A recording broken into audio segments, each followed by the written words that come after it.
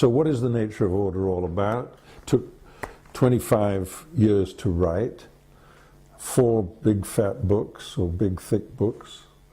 Unfortunately, a little expensive, about $60 a book. Thousands of lovely colored pictures. Anyway, what's it all about?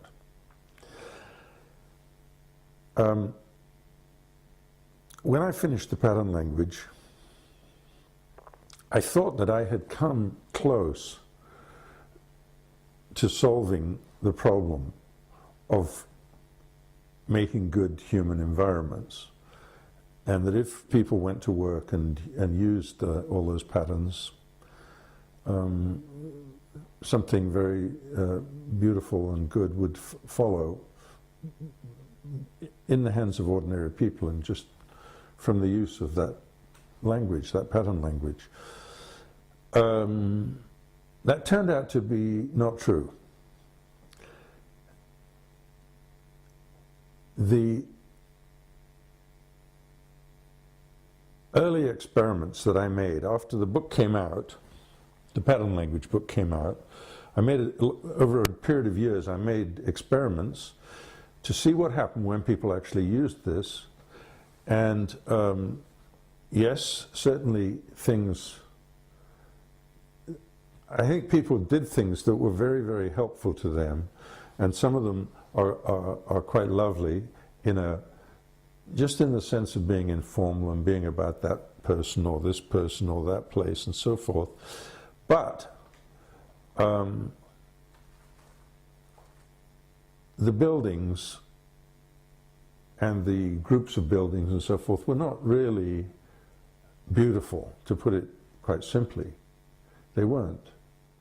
Luckily, I was, at that time, still relatively early in my professional life, and so I had time to think about this. And what the nature of order is about is, what does it take to make the things beautiful? Really and truly beautiful, in the old-fashioned meaning of the word, so that it touches you in your heart. And what these books attempt to do is to describe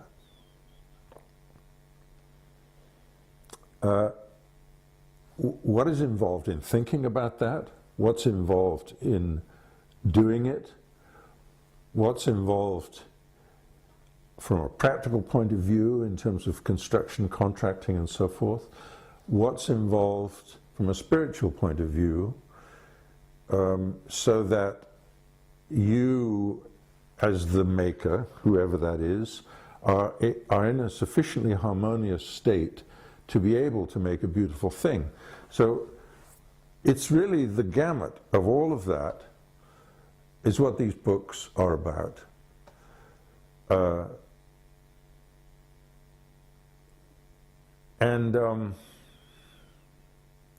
I certainly got closer in those books than I did in the pattern language, a lot closer.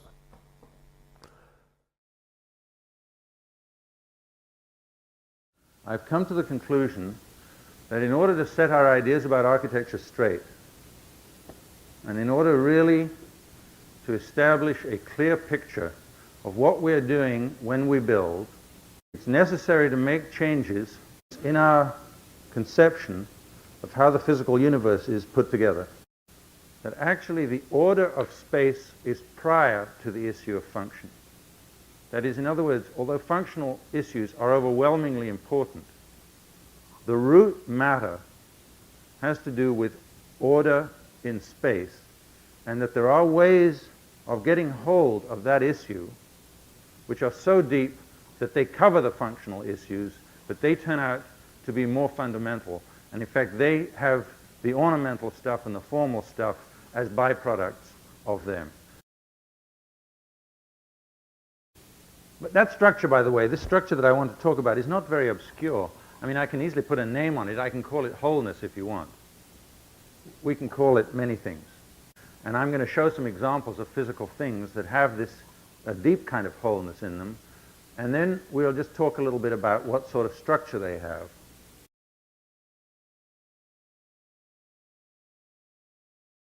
Can we say anything about what these structures are? Can we be explicit about it at all? I, after thinking carefully about this for a number of years, been able to identify somewhere around about a dozen, something between a dozen and 15 different structural properties that repeatedly exist. Now, of course, it remains to be discussed and argued whether these deep structures are important or not.